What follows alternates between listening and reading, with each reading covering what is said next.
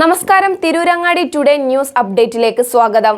Redefining elegance, crafted with traditional Amia Gold and Diamonds, Bypass Road, Chaman. വാർത്തകൾ വിശദമായി. വേങ്ങര സഭാ square football അക്കാദമിയുടെ നേതൃത്വത്തിൽ സെവൻസ് ഫുട്ബോൾ അസോസിയേഷനുമായി സഹകരിച്ച് നടത്തുന്ന അഖിലേന്ത്യാ സെവൻസ് ഫുട്ബോൾ ടൂർണമെന്റിന്റെ മൂന്നാമത് സീസണിന് സഭാ സ്ക്വയർ ഫുട്ബോൾ ഗ്രൗണ്ടിൽ ആവേശോജ്ജല തുടക്കം.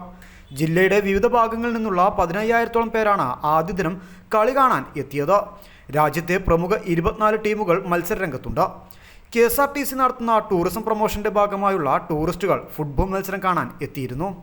ഫിറ്റ്വെൽ കോഴിക്കോടും ലിൻഷ മെഡിക്കൽസ് മണ്ണാർക്കാടും തമ്മിൽ നടന്ന ഉദ്ഘാടന മത്സരത്തിൽ ലിൻഷ മെഡിക്കൽസ് മണ്ണാർക്കാട് വിജയികളായി. ഇരു ടീമുകളും 2 ഗോളുകൾ വീതം നേടി കളി സമനിലയിൽ അവസാനിച്ചപ്പോൾ പെനാൽറ്റി ഷൂട്ടൌട്ടിലൂടെയാണ് ലിൻഷ മെഡിക്കൽസ് വിജയിച്ചത്. മത്സരം PK കുഞ്ഞാലിക്കുട്ടി MLA ഉദ്ഘാടനം ചെയ്തു. സെവൻസ് ഫുട്ബോൾ അസോസിയേഷൻ സംസ്ഥാന പ്രസിഡന്റ് KM ലെനിൻ ചടങ്ങിന് അധ്യക്ഷത വഹിച്ചു. സഭാ സ്ക്വയർ ചെയർമാൻ സഭാവ് കുണ്ടുപുഴക്കൽ പതാക ഉയർത്തി.